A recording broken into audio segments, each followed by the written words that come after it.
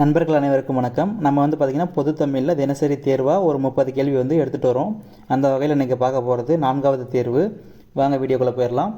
முதல் கேள்வி, தமிழ் கெழு கூடல் என்று மதுரையை சிறப்பித்த நூல் எதுன்னு கேட்டிருக்காங்க. நமக்கு தமிழ் கெழு கூடல் என்று மதுரையை சிறப்பிக்கும் நூல் எதுன்னு கேட்டிங்கன்னா நமக்கு புறநானூறுங்க. புறநானூறு தான் நமக்கு தமிழ் கெழு கூடல் அப்படின்னு சொல்லிட்டு மதுரையை சிறப்பிக்குது. ஓகேவா? இரண்டாவது கேள்வி பார்ப்போமா? இரண்டாவது கேள்வி, சங்கடம் விளைவிக்கும் சாதியையும் மதத்தையும் தவிர்த்தேன்.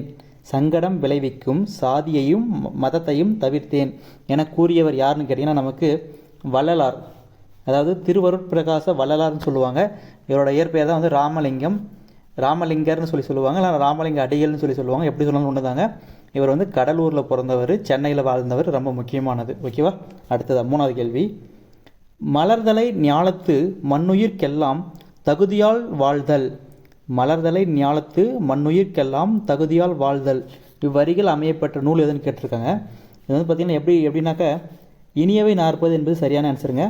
இதுக்கு இனியவை 40 யார் எழுதுனாங்கன்னு நம்ம கேட்பாங்க. அது பார்த்திங்கன்னா பூதஞ்சேந்தனார். என்னென்னா பூதஞ்சேந்தனார் பூதஞ்சேந்தனார் என்பது சரியான ஆன்சர். அது ஏற்கனவே சொல்லியிருக்கிறேன். இனிய பூதம்னு ஞாபகம் வச்சுக்கோங்க. இன்னா கபிலா அப்படின்னு சொல்லி ஞாபகம் வச்சுக்கோங்க. இன்னா 40னா கபிலர், இனியவை 40 நமக்கு பூதஞ்சேந்தனார். ஓகேவா? அடுத்த கேள்வி, குழந்தையின் 13ஆம் பருவத்தில் நிகழ்வதுன்னு கேட்டிருக்காங்க. நமக்கு பிள்ளைப்பு தமிழில் பார்த்தீங்கன்னா மொத்தமாக 10 பருவம் நம்ம ஆல்ரெடி பார்த்துருப்போம். நம்ம சேனலில் கூட நம்ம அதை வீடியோ போட்டுருக்குறோம். அதில் 13வது பருவம்னு சொல்லி கொடுத்துருக்காங்க. அதாவது 13ஆம் பருவம்ன்றதை விட 13வது திங்கள்னு சொல்லலாம். ஆக்சுவலாக இது எப்படின்னாக்க நமக்கு பிள்ளை தமிழ் எப்படி ஆரம்பிப்பாங்கன்னா 3வது திங்கள்லேருந்து ஆரம்பிப்பாங்க. அப்போது இப்போ நீங்கள் ஒன்றுனா போட்டு வரீங்கன்னா நமக்கு ஸ்டார்டிங்கில் எப்படி இருக்குன்னா காப்பு செங்கீரை தாள்னு ஃபஸ்ட்டு வருங்க. காப்பு செங்கீரை, 3வதாக வரக்கூடியது தாள். இப்போது இது வரைக்கும் நீங்கள் நம்பர் போட்டிங்கன்னா நமக்கு 3, 5, 7. அப்போது 7 முடிஞ்சிருக்கு. அடுத்தது நமக்கு 9 வரணும், 11 வரணும், 13 வரணும். இப்போ காப்பு செங்கீரைத்தால் முதல் 3 பருவம். அடுத்த 3 பார்த்திங்கன்னா நமக்கு சப்பானி முத்தம்னு வரும். சப்பானி முத்தம். அடுத்ததாக 13வது வரக்கூடியது நமக்கு வருகை அம்புலி. வருகை அடுத்ததாக அம்புலி. இப்போது நமக்கு 13வது பருவம் என்ன வருது? வருகை பருவம். அப்போ வருகை பருவம் என்பது சரியான ஆன்சர், 4வது ஆப்ஷன். ஓகேவா? அடுத்தது 5வது கேள்வி, ஒரு பொறுத்துக. இது மிக முக்கியமான கேள்விங்க. என்னென்னு பார்த்துக்கோங்க. நான் ஆரம்பத்தில் ஒன்று சொல்லிடுறேன், அதை மட்டும் பார்த்துக்கோங்க. இப்போது கவி அப்படின்னா மொத்தமாக 4 பேர் இருக்கிறாங்க. அதாவது கவிஞர்களை அவங்களோட திறமையை வச்சு ஒரு 4 வகையாக வகைப்படுத்துவாங்க. எப்படின்னு பாருங்கள். ஆசுக்கவி. ஆசுக்கவி அப்படின்னா அவங்கக்கிட்ட ஒரு பாட்டு பாட சொன்னீங்கன்னா உடனே பாடுவாங்க. அதாவது உடனே பாடினா அவங்கள என்ன சொல்லுவாங்கன்னா ஆசுக்கவின்னு சொல்லுவாங்க. ஒரு தலைப்பு கொடுத்துட்டு இந்த பாடல் தான் பாடணும் அப்படின்னு சொன்ன உடனே பாடுறவங்க ஆசுக்கவிங்க. ஓகேவா? அடுத்தது 2வதாக நம்ம பார்க்க போட்டது மதுரை கவி. இவங்களை பார்த்திங்கன்னா இனிமையான பாடல்னு எடுத்துக்கோங்க. அதாவது இனிமையான ஓசை நயம் உள்ள பாடல்களை பாடுறவங்கள நம்ம மதுரை கவின்னு சொல்லுவோம். அடுத்ததாக நம்ம வித்தார கவி. அதாவது வித்தார கவி. இந்த வித்தார கவி அப்படின்னா தொடர்நிலை செயல் இயற்றுறவங்களை நம்ம வித்தார கவி அப்படின்னு சொல்லுவோம். ஓகேவா? அடுத்ததாக நம்ம சித்திர கவின்னு ஒருத்தரை பார்க்குறோம். சித்திர கவி அப்படின்னா என்னென்னா சித்திர கவி அதாவது செய்யுள் வடிவில் நாடக நூல்களை இயற்றுறவங்க. நாடக நூல்களை யார் இயற்றுறாங்களோ அவங்கள சித்திர கவின்னு சொல்லுவோம். ஓகேவா? இது 4மே பார்த்துக்கோங்க. இப்போது இதுக்கு 4த்துக்குமே வேற ஒரு பேர் இருக்குங்க. என்னென்னா ஆசு கவியை நம்ம எப்படி சொல்லுவோம்னா இங்கே எழுதுகிறேன் பாருங்கள். ஆசு கவியை வைத்தருப்பம்னு சொல்லுவாங்க. வைத்தருப்பம். ஓகேவா? வைத்தருப்பம்னு சொல்லுவாங்க. மதுரை கவியை கௌடம்னு சொல்லுவாங்க. அதாவது கௌடம். ஓகேவா? கௌடம். அடுத்ததாக வித்தார கவி இவங்களை என்ன சொல்லுவாங்கன்னா மாகாதம் அப்படின்னு சொல்லுவாங்க. மாகதம். ஓகேவா? அடுத்து சித்திர கவியை பாஞ்சாலம். அதாவது பாஞ்சாலம் அப்படின்னு சொல்லுவாங்க. ஓகேவா? இதை கொஞ்சம் ஈஸியாக ஞாபகம் வைக்கிறது எப்படின்னா நமக்கு இப்போது இங்கே எப்படி இருக்குன்னு பாருங்கள். வைத்தருப்பம்னு இருக்குது. இதில் முதல் எழுத்தை பார்த்துங்க. முதல் எழுத்து எப்படி இருக்குன்னா நமக்கு வைன்னு இருக்கா. அப்போது எக்ஸாம்பிளுக்கு நான் ஒரு இது சொல்கிறேன். அப்படின்னா நமக்கு வைகை அப்படின்னு சொல்லிட்டு ஒரு ஆறு இருக்கா. அப்போ வை அப்படின்னா இங்கே ஆரம்பிக்கிறது ஆறு ஆரம்பிக்குதா, அப்போ வைகை ஆறு, அப்போ வைத்திருப்போம்னா நமக்கு ஆசு கவி ஞாபகம் வச்சுக்கோங்க. ஒரு சிம்பிள் ட்ரிக்குக்காக சொல்கிறேன். அடுத்ததாக இரண்டாவதாக மதுரை கவின்னு இருக்கா, மதுரைக்கு பதிலாக நீங்கள் மன்னனை ஞாபகம் வச்சுக்கோங்க. பாண்டிய மன்னன் இருந்தாங்க இல்லையா, அப்போ பாண்டிய மன்னனை ஞாபகம் வச்சுக்கோங்க. அவங்களுக்கு வந்துட்டு தலையில் கிரீடம் போடுவாங்க, கிரீடம். அப்போ கிரீடம் வர்றதுனால நமக்கு கவுடம் ஞாபகம் வச்சுக்கோங்க. கிரீடம் கவுடம் அப்படி ஞாபகம் வச்சுக்கோங்க. அப்போ பாண்டிய மன்னன் மதுரையில் இருப்பாங்க, அதனால் மதுரையில் இருக்கிற மன்னனுக்கு கிரீடம் சுட்டுவாங்க, அதுக்கு பதிலாக நம்ம கவுடம்னு சுட்டுறோம், அப்படி ஞாபகம் வச்சுக்கோங்க. முடிஞ்சிருச்சு. வித்தார கவி, அதாவது நமக்கு தமிழில் மா அப்படின்னா பெரியன்னு ஒரு பொருள் இருக்குங்க. அப்போ வித்தாரம் அப்படின்னா பெரிய, அப்போ தொடர்நிலைனா மிகப்பெரிய செயல்னு அர்த்தம். ஓகேவா, அப்போ வித்தாரம்னா மிகப்பெரிய, தொடர்நிலை செயல்னா மிகப்பெரிய செயல். அப்போ வித்தாரம் அப்படின்னா மா அப்படின்னு வருது. மானா நமக்கு பெரியன்ற பொருளை குறிக்கக்கூடியது. சித்திர கவின்றது நமக்கு பாஞ்சாலம் ஞாபகம் வச்சுக்கோங்க. இது ஒன்று தான் டிஃப்ரெண்ட்டாக இருக்கும். இது ஒன்று மட்டும் நீங்கள் ஞாபகம் வச்சுன்னா போதும். ஓகேவா, 3 தெரிஞ்சுன்னா நீங்கள் ஆப்ஷன் வந்து ஸ்கிப் பண்ணிட்டு போயிடலாம். இது 3மே ஓகே, இது எல்லாமே ஓகே தான். நான் ஒரு டைம் எழுதி வச்சுக்கோங்க, நீங்கள் என்ன ஒருத்தாவது எழுதி வச்சுக்கோங்க. எல்லாமே வந்து ரொம்ப முக்கியமானது. இப்போது ஒரு கவிக்கும் எக்ஸாம்பிள் சொல்லிடுறோம், அதையும் எழுதி வச்சுக்கோங்க. ஆசு கவி அப்படின்னா நம்ம காலமேக புலவரை சொல்லுவோம். யாருன்னா காலமேக புலவர். இவரை தான் வந்துட்டு நம்ம வரதன் அப்படின்னு சொல்கிறோம். அதாவது வரதன்ன்றது இவரோட இயற்பெயருங்க. காலமேக புலவரோட இயற்பெயர் வந்து வரதன். இவரை தான் வந்து ஆசு கவின்னு சொல்லுவோம். மதுரை கவி அப்படின்னா நம்ம பாஸ்கர சேதுபதினு ஒருத்தர் இருக்கிறாருங்க. யாருன்னா ஒரு நிமிஷம், அவரோட பேர் வந்துட்டு கரெக்டு தாங்க, பாஸ்கரதாஸ்.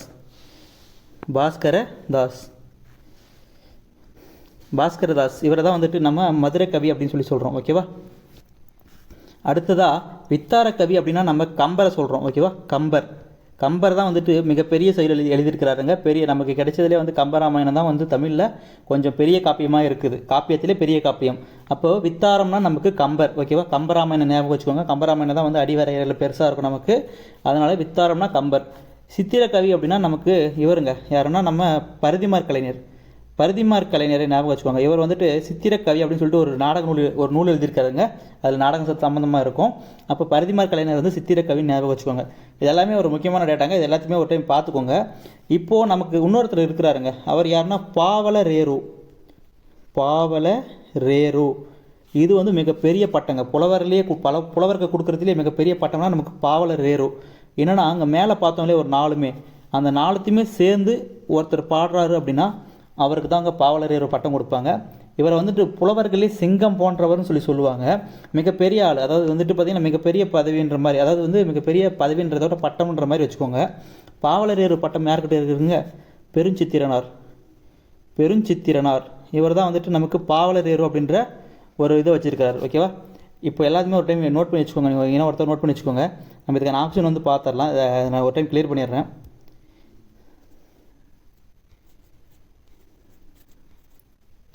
ஓகே, இப்போது ஆப்ஷன் பார்க்கலாமா? ஆப்ஷனில் என்னென்ன கொடுத்துருக்காங்கன்னு பார்த்துருவோமா? இப்போது மதுரை கவின்னு கொடுத்துருக்காங்களா? மதுரை கவினா நமக்கு ஓசை நயம் இருக்கிற பாடலை பாடணும். வித்தார கவினா பெருசாக இருக்கிற மாதிரி, அப்போ தொடர்நிலை செயலும் காப்பியங்களும், அதாவது காப்பியம்னாலே பொதுவாக பெருசாக தான் இருக்கும். அடுத்தது பாவலரேறு அப்படின்னா 4 வகை கவிகளையும் பாடுபவர்னு இப்போ தான் சொல்லியிருக்கிறேன். நமக்கு யார் இருக்கிறாங்கன்னா தமிழில் பாவலரேறு பெருஞ்சித்திரனரை சொல்கிறோம். அவர் வந்து பார்த்திங்கன்னா 4 வகையான செயல்களையும் வந்து ஏற்றக்கூடியவர், அதாவது 4 வகையான திறமையும் அவர்கிட்ட இருக்குன்ற மாதிரி. ஓகேவா, ஆசு கவி அப்படின்னா பாடு என சொன்ன உடனே பாடுறவங்க வந்து ஆசு கவி. நம்ம காலமேக புலவரை பார்த்தோம்.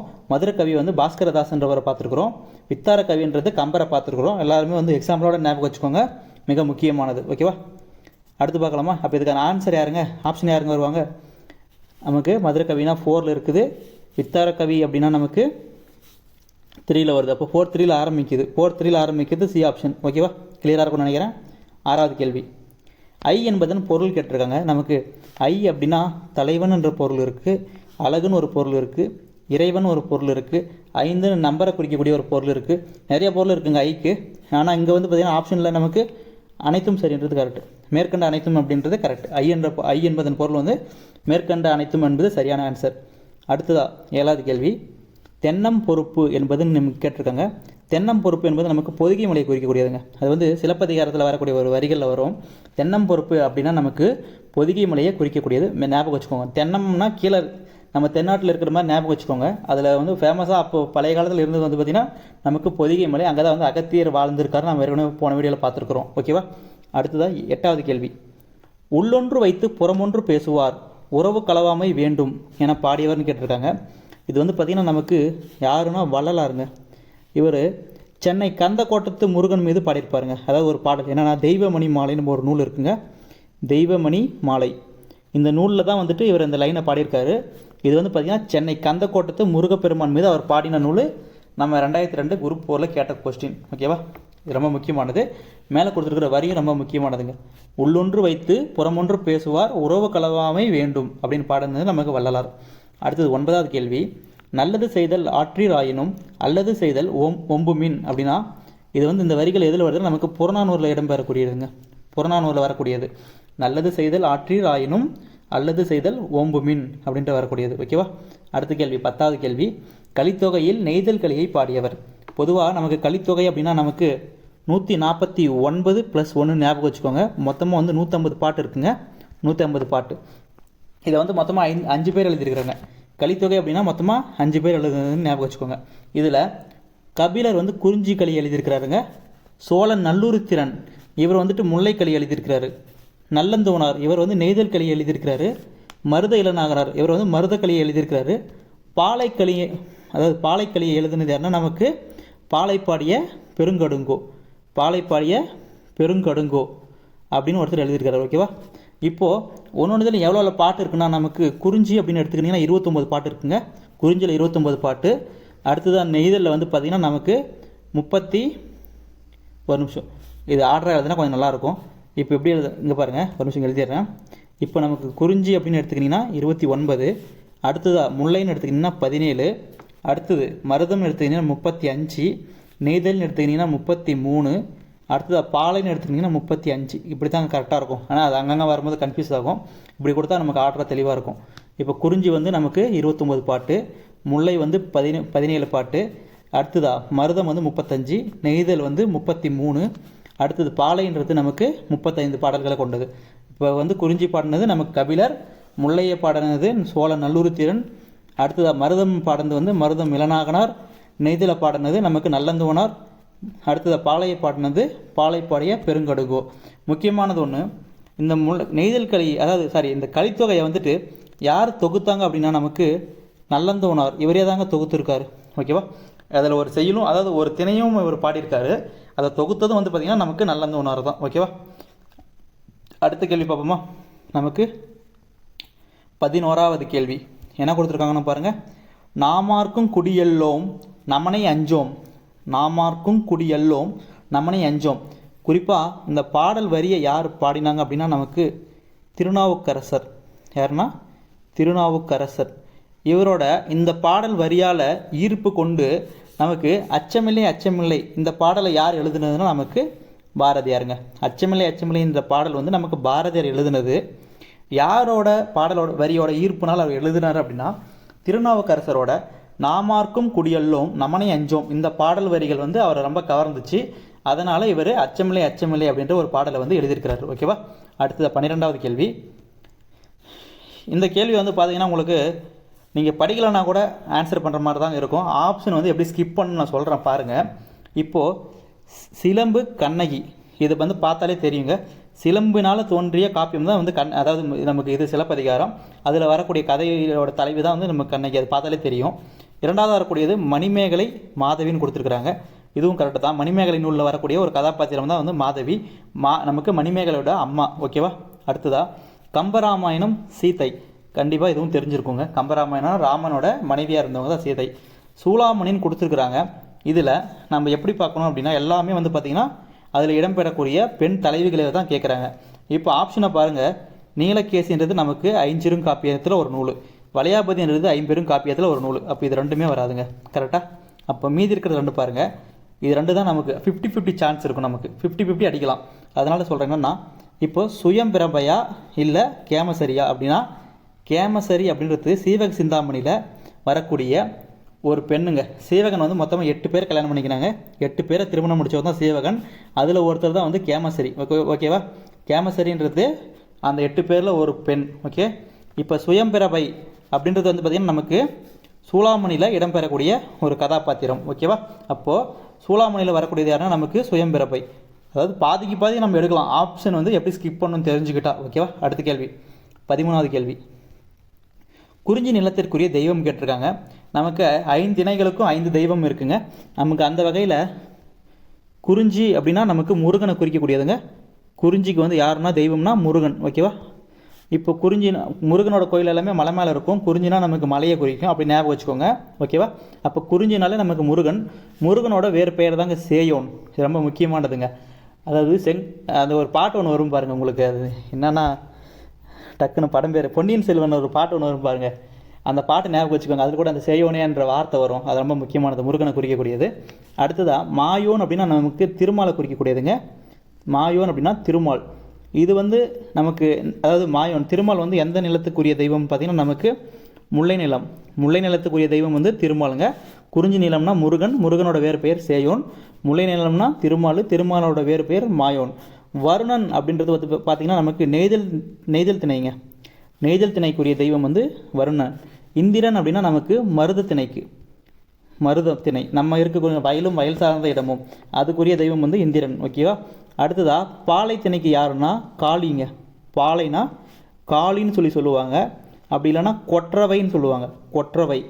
அப்போ பாலை நிலத்துக்குரிய தெய்வம்னா காளி இல்லைன்னா கொற்றவை, ரெண்டுத்தில் ஏதாச்சும் ஒன்று. ஓகேவா? அடுத்ததாக 14வது கேள்வி. நாடகவியல் நூலின் ஆசிரியர் கேட்டிருக்காங்க. நமக்கு நாடகவியல் நூலின் ஆசிரியர் யாருன்னா நமக்கு பரிதிமார் கலைஞருங்க. பரிதிமார் கலைஞர். அதுவே நாடக தமிழ்னு கேட்பாங்க. நாடக தமிழ் இந்த நூலோட ஆசிரியர் யாருன்னா நமக்கு பம்பல் சம்பந்தனார். நாடக தமிழோட ஆசிரியர் யாருன்னா பம்பல் சம்பந்தனார். அதுவே நாடகவியல்னு கேட்டால் நமக்கு பரிதிமார் கலைஞர். ஓகேவா? 15வது கேள்வி. கூத்தராற்றுப்படை எனும் சிறப்பு கொண்ட 10 பாட்டு நூல்னு கேட்டிருக்காங்க. இப்போ கூத்தராற்றுப்படை நம்ம எதை சொல்லுவோம் அப்படின்னா மலைப்படுகடாமுங்க. ஓகேவா? மலைப்படுகடாம தான் வந்து கூத்தராற்றுப்படைன்னு சொல்கிறோம். இதில் வந்து பார்த்திங்கன்னா நமக்கு 583 அடிகளை கொண்டது. அப்புறமா பெரும் கௌசிகனார் அப்படின்னு சொல்லிட்டு ஒருத்தர் எழுதியிருக்காரு. அது ரொம்ப முக்கியமானதுங்க. முல்லைப்பாட்டை வந்து நம்ம நெஞ்சாற்றுப்படைன்னு சொல்கிறாங்க. முல்லைப்பாட்டை நம்ம நெஞ்சாற்றுப்படை அப்படின்னு சொல்கிறோம். அதாவது நெஞ்சாற்றுப்படை நம்ம சிறப்புக்குரியது எதுனா நமக்கு முல்லைப்பாட்டு. ஓகேவா? அப்போ புலவராற்றுப்படைன்னு ஒன்று சொல்லுவோம். புலவராற்றுப்படை அது வந்து பார்த்திங்கன்னா நமக்கு திருமுருகாற்றுப்படை. ஓகேவா? திருமுருகாற்றுப்படையில் வரக்கூடியவர் நக்கீரர். அவர் ஒரு மிகப்பெரிய புலவர்னு உங்களுக்கு தெரியும். அப்போது நக்கீரர் வரக்கூடியது நமக்கு அவரோடது திருமுருகாற்றுப்படை. அதனால் அதை வந்து புலவராற்றுப்படைன்னு சொல்கிறோம். அதே வந்து முல்லைப்பாட்டை வந்து நெஞ்சாற்றுப்படைன்னு சொல்கிறோம். மலைப்படுகடாமல் கூத்தராற்றுப்படைன்னு சொல்கிறோம். ஓகேவா? மூணுமே ரொம்ப முக்கியமானது. நமக்கு எப்படி வேணால் கேட்கலாம், பொறுத்துக்க கொள்ள கூட வச்சு கேட்கலாம். ரொம்ப முக்கியமானது ஒன்று, பார்த்துக்கோங்க. அடுத்த 16வது கேள்வி. விரல்கள் 10 மூலதனம் என்பது யாருடைய கூட்டுன்னு கேட்டிருக்காங்க. இந்த வரிகள் வந்து நமக்கு தாராபாரதியோடதுங்க. தாராபாரதியோடது மிக முக்கியமானது. விரல்கள் 10 மூலதனம் என்பது நமக்கு தாராபாரதியோட வரிகள். அடுத்ததா 17வது கேள்வி. வினையே ஆடவர்க்கு உயிர் என குறிப்பிடும் சங்கப்பாடல்னு கேட்டிருக்காங்க. அதாவது சங்கப்பாடல். நீங்கள் இதில் ஆப்ஷனை பார்த்தீங்கன்னா நமக்கு சங்கப்பாடல் அப்படின்னா 8 தொகையும் 10 பாட்டம் தாங்க நமக்கு சங்கப்பாடல். அப்போது 8 தொகை 10 பாட்டு ரெண்டுத்தில் ஏதாச்சும் ஒன்று இதில் வரணும். நமக்கு குறுந்தொகை மட்டும்தாங்க ஆப்ஷனில் வருது. சிலப்பதிகாரம்ன்றது நமக்கு வராதுங்க, ஏன்னா அது 50 காப்பியம். நீலகேசின்றது வராது, இது 5 காப்பியம். அறநெறிச்சாரம்ன்றது நமக்கு ஒரு நீதி கருத்தை கூடக்கூடிய ஒரு நூலாக விளங்கக்கூடியது. அப்போது இதுக்கு வந்து பார்த்திங்கன்னா நமக்கு ஒன்று தான் ஆப்ஷன் வருது. நீங்கள் வந்து ஆப்ஷனை வந்து இப்படி தான் ஸ்கிப் பண்ணணும். எதுக்காக இது வருதுன்னு செக் பண்ணிங்கன்னா நீங்கள் என்ன கரெக்டான ஆன்சர் எடுத்துன்னு வரதுக்கு ஒரு 80% ஒரு 90% வாய்ப்பு இருக்குது, நமக்கு இருக்குது. அது மட்டும் தெளிவாக பார்த்துக்கோங்க. ஓகேவா? அடுத்ததா உடம்பை வளர்த்தேன் உயிர் வளர்த்தேனே எனும் பாடல் வரியின் ஆசிரியர் கேட்டிருக்காங்க. இதுக்கான சரியான ஆன்சர் பார்த்தீங்கன்னா நமக்கு திருமூலருங்க. திருமூலர். இவரோட திருமந்திர பாடலில் இடம்பெறக்கூடியதாங்க இது. உடம்பை வளர்த்தேன் உயிர் வளர்த்தேனே எனும் வரிகள் வந்து நமக்கு திருமூலரோடது. ஓகேவா? அடுத்தது 19வது கேள்வி. சரஸ்வதி அந்தாதி நூலின் ஆசிரியர் கேட்டிருக்காங்க. சரஸ்வதி அந்தாதி நூலோட ஆசிரியர் யாருன்னா நமக்கு கம்பருங்க. கம்பர். ஓகேவா? சரஸ்வதி அந்தாதி நூலின் ஆசிரியர் வந்து நமக்கு கம்பர். இப்போது கீழே இருக்கிற ஆப்ஷன் எல்லாமே பார்த்தீங்கன்னா புகழேந்தி புலவர், செயம்கொண்டார், சேக்கிலார் எல்லாருமே வந்து கம்பரோட சமகாலத்த புலவர்கள். அதாவது கிபி 12ஆம் நூற்றாண்டை சேர்ந்தவங்க. கிபி 12வது நூற்றாண்டை சேர்ந்த புலவர்கள் எல்லாருமே. ரொம்ப முக்கியமானதுங்க. அடுத்ததாக ஏலாதி என்பதுன்னு கேட்டிருக்காங்க. ஏலாதின்றது நமக்கு 14 கீழ்கணக்கு நூல்களில் ஒன்றுங்க. 14 கீழ்கணக்கு நூல்களில் ஒன்று. குறிப்பாக மருந்து பொருட்களை குறிப்பிடக்கூடிய நூல்களில் ஒன்று. 6 மருந்து பொருட்களை பற்றி சொல்லும். ஓகேவா? அதோட ஆசிரியர் வந்து கனிமேதாவியார். அவர் வந்து 14 கீழ்கணக்கில் 2 நூல் எழுதியிருக்காருங்க. ஒன்று திணைமாலை 150, இன்னொன்று ஏலாதி. ரெண்டுமே முக்கியமானது. அடுத்ததாக கார்டுவெல் பிறந்த நாடு கேட்டிருக்காங்க. நமக்கு கார்டுவெல் எங்கேருந்து வந்தார்னா நமக்கு அயர்லாந்துலேருந்து வந்தவருங்க. அயர்லாந்து. கார்டுவெல்னால் நமக்கு அயர்லாந்துலேருந்து வந்தவர். அயர்லாந்து பெண்மணி நம்ம சொல்லுவோம். யாருன்னா அன்னி பெசன்ட் அம்மையார். இவர் தான் வந்து நம்ம அதாவது நம்ம பிரம்மஞான சபையை வந்துட்டு எடுத்துகிட்டு போயிருப்பார் இல்லைங்களா அவங்க. ஓகேவா. அடுத்ததா 22வது கேள்வி. இணையில்லை முப்பாலுக்கு இந்நிலத்தே, இணையில்லை முப்பாலுக்கு இந்நிலத்தே, இந்த வரிகள் மூலியமா திருக்குறளை வந்து யார் பெருமைப்படுத்தினார் அப்படின்னு கேட்டிங்கன்னா நமக்கு பாரதிதாசனுங்க. பாரதிதாசனோட வரிகள் இது. அதாவது இணையில்லை முப்பாலுக்கு இந்நிலத்தே, இதை வந்து இன்ட்டா வச்சுக்கோங்க. இந்நிலத்தே அப்படின்னா நமக்கு பாரதிதாசன். ஓகேவா. அடுத்ததா 23வது கேள்வி. இது மிக முக்கியமான கேள்விங்க, மிக முக்கியமான கேள்வி, ரிப்பீட்டட் கொஸ்டின்.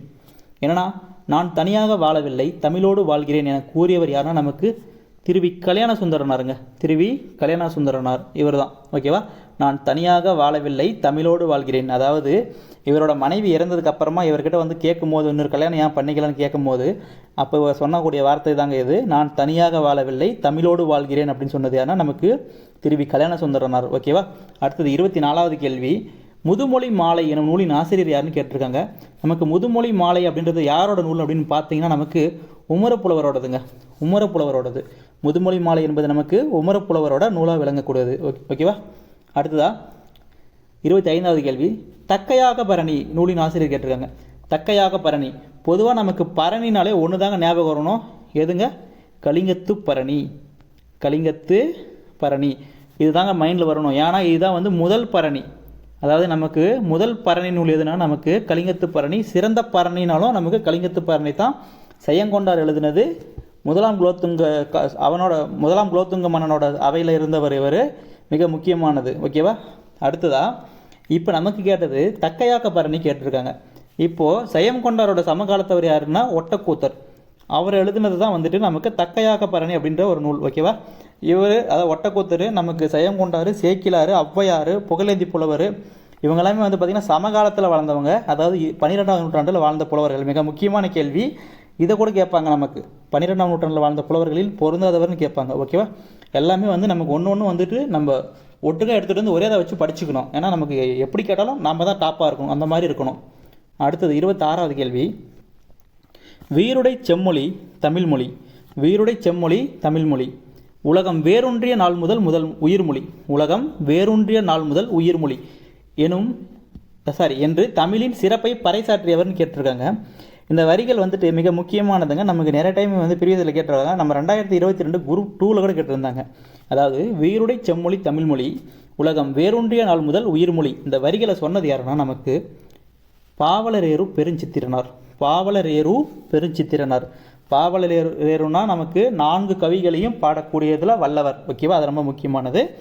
அப்போ இதுக்கான ஆன்சரை வந்து நமக்கு பெருஞ்சித்திரனார் என்பது சரியான ஆன்சர். 27வது கேள்வி. பின் வருவனவற்றுள் காரண பெயர் சொல்லி கேட்டிருக்காங்க. காரண பெயர் அப்படின்னா நமக்கு ஏதாச்சும் ஒரு காரணங்கிறது தாங்க அந்த பேர் வைப்பாங்க. இப்போ காற்று, மண், மரம் இதெல்லாம் வந்து பொது பெயருங்க. இதுக்கெல்லாம் வந்து எந்த காரணமும் கிடையாது. அதாவது இடுகுறியில் பொது பெயராக வரும். ஓகேவா. இப்போது முக்காலி அப்படின்னா அதுக்கு வந்து 3 கால் இருந்ததுனால தாங்க அதுக்கு பேர் முக்காலி. 3 கால் இருக்கிறதுனால அதுக்கு பேர் முக்காலி. அப்போ ஏதேனும் ஒரு காரணம் கருதி ஒரு பேர் வைக்கிறாங்க அப்படின்னா அதுதாங்க காரண பெயர். மிக முக்கியமானது. ஆப்ஷன் வந்து ஈஸியாக தான் கொடுப்பாங்க நமக்கு. அது ஏன் அது வந்திருக்குன்னு நீங்கள் யோசிச்சிங்கன்னா நீங்கள் கரெக்டாக எடுத்துகிட்டு வந்துடலாம். ஓகேவா. அடுத்ததா 28வது கேள்வி. குன்றேறி இலக்கண குறிப்பு கேட்டிருக்காங்க. அதாவது குன்று அது மேலே வந்து ஏறுறாங்க அப்படின்னா குன்றின் மீது ஏறி, அதை தாங்க அதுக்கான விளக்கமாக வருது, விரிவாக்கமாக அப்படி தான் வருது. அப்போது இப்போ நமக்கு என்னென்னா கீழே கொடுத்துங்கிற ஆப்ஷனில் எல்லாமே வேற்றுமை தொகைன்னு இருக்குது. அதில் எந்த வேற்றுமை அப்படின்னு நம்ம கண்டுபிடிக்கணும். அப்படின்னா நீங்கள் எப்படி யோசிக்கணும்னா வேற்றுமை வந்து மொத்தமாக நமக்கு எத்தனைங்க இருக்குது? 8 வேற்றுமை இருக்குது. அதில் முதல் வேற்றுமைக்கும் இறுதியாக வரக்கூடிய 8ஆம் வேற்றுமைக்கும் என்னங்க இல்லை? உருபு இல்லை. ஓகேவா. அப்போது எந்தெந்த வேற்றுமைக்கு உருபு இருக்குதுன்னு பார்த்தீங்கன்னா நமக்கு 2ஆம் வேற்றுமையிலிருந்து 7ஆம் வேற்றுமை வரைக்கும் இருக்குது. அதாவது ஐ, ஆல், கு, இன், அது, கண். ஓகேவா. இது எல்லாமே வந்துட்டு நமக்கு வேற்றுமை உருபுகளாக வரக்கூடியது. இதில் நமக்கு இப்போ கேட்டிருக்கிறது வந்து குன்றின் மீது ஏறி. பொதுவாக நமக்கு கண் அப்படின்னா, அதாவது கண் அப்படின்னா இது என்னென்னா ஒரு இடத்தை குறிக்கக்கூடியதுங்க. ஏதேனும் ஒரு இடத்தை வந்து குறிக்கக்கூடியதான் வந்து கண். இப்போ குன்றின் மீது ஏறி, அப்போ குன்றின் மீது அப்படின்னா அது ஒரு இடத்தை தான் குறிக்குது. அப்போது கண்ணுன்றது நமக்கு எந்த வேற்றுமையில் வரக்கூடியதுங்க? நமக்கு 7ஆம் வேற்றுமையாக வரக்கூடியது தான் கண். அப்போ 7ஆம் வேற்றுமை தொகை அப்படின்றது தான் கரெக்டான ஆன்சர். அதுனா நமக்கு வந்து உரிமை பொருளில் வரும்னு சொல்லுவாங்க. உரிமைனா என்னுடைய, எனது அப்படின்னு சொல்லுவாங்க. அதாவது எனது பொருள், எனது புத்தகம் அந்த மாதிரி நம்ம சொல்கிறோன்னு வச்சுக்கோங்க. அதுன்னு வருதா, எனது அதுன்னு வருதா, அப்போ என்னோடது எனக்கானது அப்படின்னு சொல்லிட்டு நம்ம உரிமை கொண்டாடுறோம். அப்போ உரிமை பொருள் வரக்கூடியது நமக்கு 6ஆம் வேற்றுமையாக வருங்க. ஓகேவா. 7ஆம் வேற்றுமைன்றது நமக்கு இடத்தை குறிக்கக்கூடியது. இதெல்லாம் வந்து முக்கியமானது. ஓகேவா. அடுத்ததா 29வது கேள்வி என்ன கேட்டிருக்காங்கன்னா, நீர், நீவீர், நீங்கள் என்பனன்னு கேட்டிருக்காங்க. இப்போது நம்ம எப்படின்னா நீ, நீவீர்னா, அதாவது நமக்கு முன்னாடி இருக்கிறவங்கள வந்து நீன்னு தான் சொல்லணும். இங்கே நீர்னு சொல்லி கொடுத்துருக்காங்க. நீர் அப்படின்னா நிறைய பேர் இருக்கிறாங்கன்னு அர்த்தங்க. நிறைய பேர் இருக்கிறதுனால அது வந்து பன்மை. இங்கே இருக்கிற எல்லாமே நீர், நீவீர், நீங்கள் எல்லாமே பன்மை. அப்போது ஒருமைன்னு வர்றது எல்லாமே நமக்கு ஆப்ஷனில் வராதுங்க. ஒருமைன்னு வர்றது நமக்கு ஆப்ஷனில் வராது. இங்கே நான் அப்படின்னு வந்தால் அது தன்மைங்க. ஓகேவா. நான், நாங்கள் அப்படின்னு வந்தால் தன்மை. இங்கே அப்படி இல்லை. அப்போ தன்மையும் வராது. அப்போ நமக்கு எந்த ஆப்ஷனும் கிடையாதுங்க. டி தாங்க ஆன்சர். டி தான் ஆன்சர். ஏன்னா நீ, நீவீர், நீங்கள்லாம் முன்னாடி இருக்கிறவங்க தான் சொல்லுவோம். அதில் நீங்கள்லாம் வந்து பார்த்திங்கன்னா நம்ம பன்மையில் சொல்லக்கூடியது. அப்போது பன்மையில் வரக்கூடிய, சாரி இங்கே ஆப்ஷனே வந்து தப்பாக தான் இருக்குதுன்னு நினைக்கிறேன். கரெக்டாக தான் வச்சுருக்குதா? ரைட், கரெக்டாக தான் இருக்குது. சரி, ஓகே. அப்போ இது வந்து முன்னிலை பன்மை தாங்க கரெக்டான ஆன்சர். சரியாக தான் இருக்குது. ஆன்சர் கரெக்டாக தான் இருக்குது. அடுத்தது 30வது கேள்வி, வெண்பாவிற்குரிய ஓசை கேட்டிருக்காங்க. வெண்பாவிற்குரிய ஓசை என்னென்னா நமக்கு செப்பல் ஓசைங்க. செப்பல் ஓசைன்றது நமக்கு வெண்பாவிற்கு உரியதுங்க. அகவல்னால் நமக்கு ஆசிரியப்பாவிற்கு உரியது. தூங்கல் அப்படின்றது வஞ்சிப்பாவிற்கு உரியது. துள்ளல்ன்றது நமக்கு களிப்பாவிற்கு உரியது. எல்லாமே முக்கியமானது. நமக்கு பொருத்தங்களும் கேட்பாங்க. 30 கேள்விக்கான விரிவாக்கம் நம்ம பார்த்து முடிச்சிருக்கிறோம். வீடியோ உங்களுக்கு பிடிச்சிருக்குன்னு நான் நம்புகிறேன். உங்களுக்கு பிடிச்சிருந்துச்சின்னா ஒரு லைக் பண்ணிக்கோங்க. உங்கள் ஃப்ரெண்ட்ஸுக்கு கண்டிப்பாக ஷேர் பண்ணுங்கள். கண்டினியூஸாக படிங்க. வேலை நமக்கானது, அது மட்டும் மைண்டில் இருக்கட்டும். நிறைய பேர் படிப்பாங்க, அது பிரச்சனை கிடையாது. தொடர்ந்து படிக்கிறோமா, நம்ம படிக்கிறோமா அப்படின்றது தான் முக்கியம். தொடர்ந்து படிங்க. நமக்கான வேலை நமக்கானது. மறுபடியும் அதை தான் சொல்கிறேன். ஓகேவா. வீடியோ முடிச்சுக்கலாம். தேங்க்யூ. நன்றி.